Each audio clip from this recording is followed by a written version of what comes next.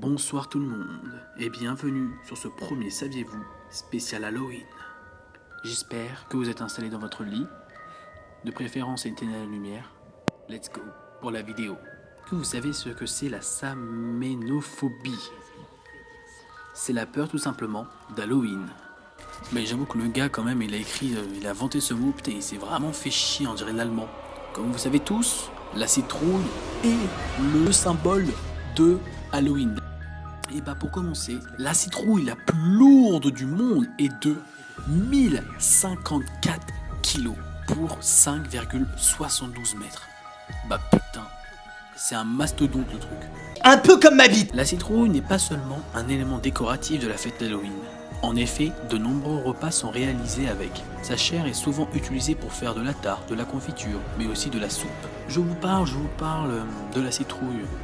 Mais, est-ce que vous savez, avant ce n'était pas la citrouille qui représentait Halloween, c'était le navet. Et pas le navet spécial, la navette, navet spécial et tout. J'adore le nom. Mais d'où vient Halloween, vous allez me dire? Bah au départ, Halloween était nommé en Angleterre la nuit de la pomme croquante. Durant cette nuit, les pauvres recevaient des pommes, mais aussi des gâteaux. Il s'agissait d'un moment de charité et de fraternité.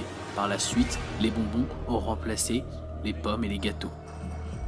Je trouve ça dommage que ça a vraiment changé par les bonbons, parce que les bonbons, faut pas se mentir, c'est pas très très bon pour la santé, hein.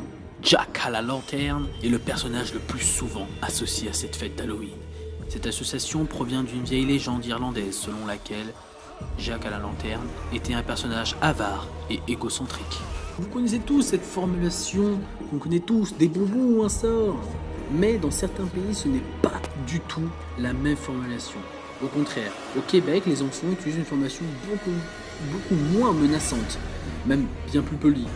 Écoutez, des bonbons s'il vous plaît. On peut dire quand même que les Québécois sont très polis. Halloween a pour but de célébrer la mort. En effet, nous retrouvons d'autres fêtes qui viennent célébrer les morts, comme la Toussaint pour les catholiques et la fête des fantômes en Chine. Oui, parce que les Chinois croient vraiment aux fantômes. On croit ce qu'on veut, hein. Si je vous dis dame, balai, Halloween, vous allez me dire la sorcière. Eh oui, mais la sorcière n'apparaît pas juste à Halloween. Elle apparaît aussi en Italie le 6 janvier. Donc, on appelle ça la Befana. En fait, c'est une sorcière qui donne des bonbons aux gentils enfants, mais du charbon aux mauvais enfants. Mais Halloween est une fête d'origine des îles anglo-celtes. Comme vous le savez, il y a le bonus. Vous allez me dire qu'il faut toujours rénover. Bah faisons-le. Maintenant, pour Halloween, tous les bonbons que vous récoltez, vous ne le gardez pas pour vous, mais vous le donnez aux personnes qui en ont le plus besoin, comme un SDF, etc. C'est sur ce bonus que je vous laisse les amis. J'espère que vous avez aimé ce premier épisode spécial Halloween. J'espère que ça vous a plu. N'oubliez pas de lâcher un like, un commentaire, de partager et surtout de vous abonner. Et bah oui, c'était l'ado pour vous servir. Ciao.